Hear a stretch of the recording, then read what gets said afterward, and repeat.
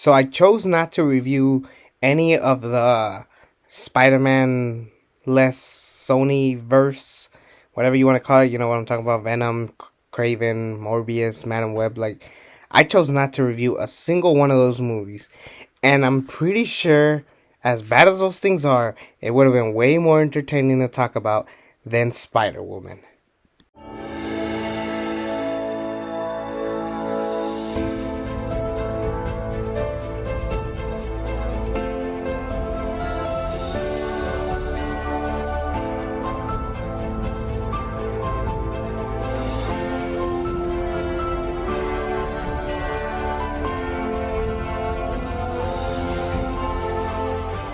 Spider-Woman is a show where you basically are trying to make another show around the same time of the 1960s slash 70s Spider-Man and try to give it that feel, but this time it's with Spider-Woman.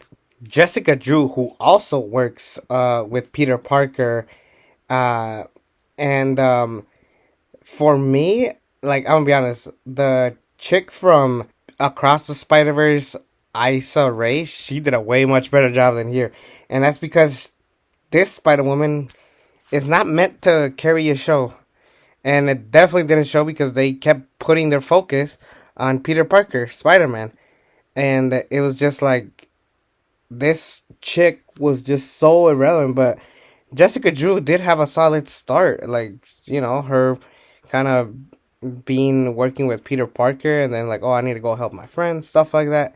It would have been a nice team up show if that was what it was building. Instead, it was just trying to be a spin off, rip off of the 1960s Spider Man, and then it just did this. And yeah, this is hands down the worst thing I ever reviewed up to this point. It's not terrible. I'm not gonna give it an F. I'm not gonna be that horrible, but I mean, it just feels like it was just not meant for me. If I'm being honest, we never even got to see any of the iconic Spider-Man villains that we know and love today. And if we did, I probably skipped over them because this show was just really boring. I'm sorry. Like Disney Plus, like you could like you could have crossed this one out of the list. No one would have cared. Clearly they didn't care. And around this time, like these cartoons, like uh, Marvel cartoons, were just kind of like there just for the sake of making a quick buck. But this wasn't the time to necessarily put their eggs in minor league characters. Nowadays, you can do that. Like we're getting Green Lantern side characters. They're getting a show. Nowadays, you can make something like Guardians of the Galaxy and make them mega stars. You could do something with Peacemaker. You could do something with Shang-Chi.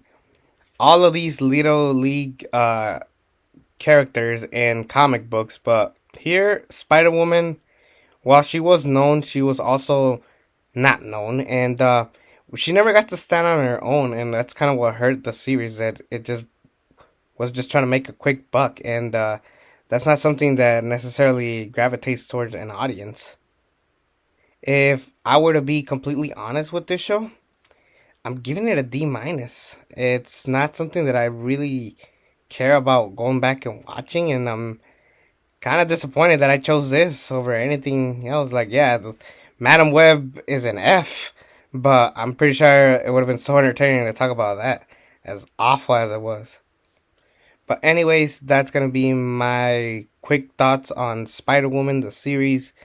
It's not something I'm necessarily glad that I talked about.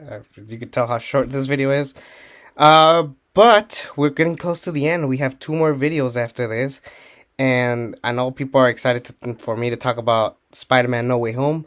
But we're going to hold off because we got one more video I want to talk about. And that is the epic comic that people talk about when it comes to Spider-Man. And that is, of course, Spider-Man No More. One of the more iconic stories in the history of Spider-Man. So I cannot wait to talk about it. And I'll see you tomorrow with that one.